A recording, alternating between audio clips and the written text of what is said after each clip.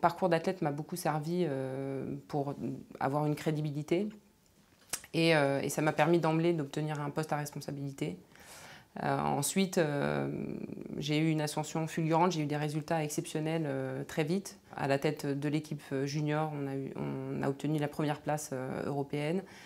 Ensuite, on m'a confié une équipe senior féminine, parce que je suis une femme, donc on m'a confié une équipe féminine.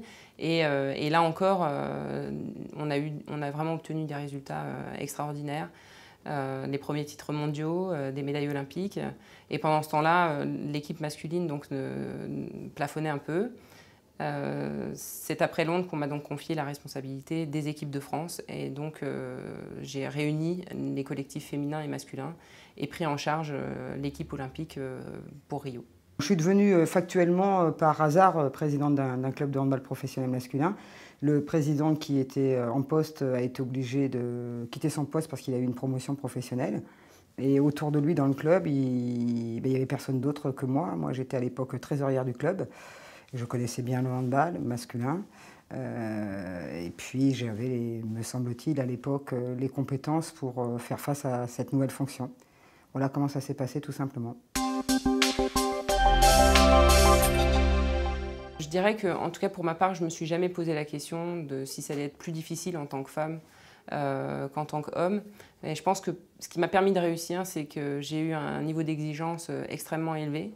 Et j'ai été intransigeante tout au long de mon parcours vis-à-vis de moi-même. Le jour où je suis devenue présidente de ce club, je ne me suis absolument pas rendu compte du challenge en fait, que j'avais accepté. Je me rendais compte du challenge au niveau personnel, mais pas en termes justement de genre et de ce que j'allais pouvoir vivre après dans le sport. Je me suis concentrée sur ce que je devais faire, sur mes fonctions. Et j'ai travaillé comme je fais toujours quand je suis dans une situation de responsabilité. La question du genre ne se pose pas. Un athlète, c'est avant tout une personne et la démarche, elle est complètement singulière.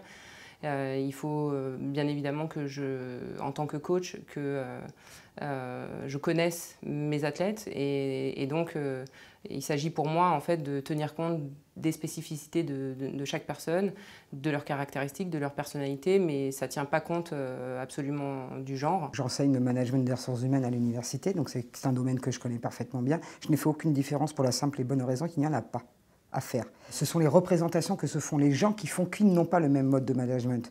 Une femme va se dire, tiens, je suis une femme, donc on dit tout le temps que nous, on est plus dans la communication, on est plus à l'écoute, là, là. Donc elle se comporte comme on attend qu'elle se comporte. Mais en réalité, il n'y a aucune différence à avoir. Et de la même manière, un subordonné, qu'il soit un homme ou une femme, c'est avant tout un être humain. Donc moi, quand je suis en situation de management, je ne me pose pas la question de savoir si j'ai un homme ou une femme en face de moi. En revanche, je suis tout à fait consciente que j'ai un être humain en face de moi. Et donc, il y a des choses à ne faire et il y a des choses à ne pas faire.